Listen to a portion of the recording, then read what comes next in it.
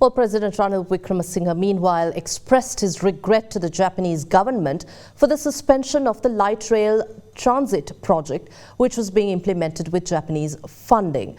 Now, during a meeting in Tokyo with Japanese Prime Minister Fumio Kishida, the Sri Lankan president emphasized the need for future legislation in Parliament to ensure that bilateral large-scale projects are not halted without the agreement of both parties concerned. During the meeting with the Japanese Premier, President Wickremesinghe also expressed confidence that Sri Lanka will be able to conclude debt restructuring by September this year. President Ranil Wickremesinghe held bilateral talks with Japanese Prime Minister Fumio Kishida this morning in Tokyo. During the discussion, President Wickremesinghe expressed his regret to the Japanese government for the suspension of the Colombo Light Rail Transit project, which was being implemented with Japanese support. The head of state also emphasized the need for future legislation in Parliament to ensure that bilateral large-scale projects cannot be halted or cancelled without the agreement of both parties. We have made headway, remarkable headway, as far as the debt restructuring is concerned. We've been talking with all the creditors. Even China has now joined in on the talk, both on the creditor talk. They also have bilateral talks with us, but not of a major concern, since it seems to be more ritual of ensuring that they keep to their positions, that there should be separate talks. But we told them that there will be no separate treatment and all parties will be treated alike.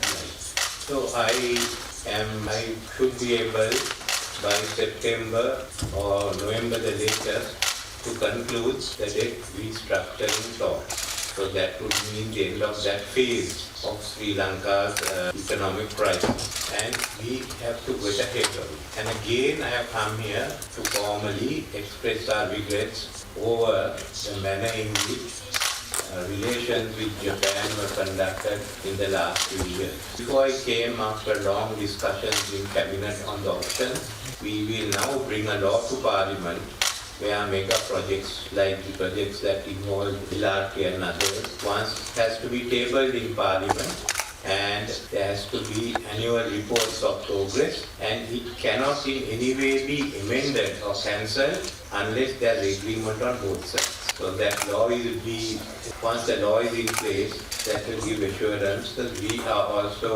also very concerned that this happened even without Parliament being notified, since many members of that government group. In another meeting in Tokyo, President Ranil Wickremesinghe met Japanese Finance Minister Shunichi Suzuki to discuss Sri Lanka's debt restructuring and the International Monetary Fund's EFF program implementation.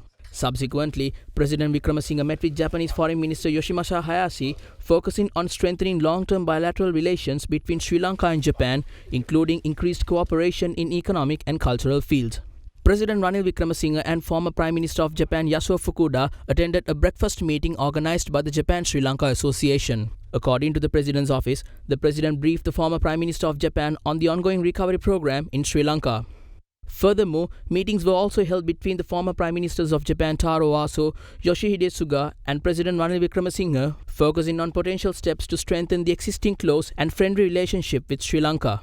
The President also engaged in bilateral talks with Singaporean Deputy Prime Minister Lawrence Wong in Tokyo today.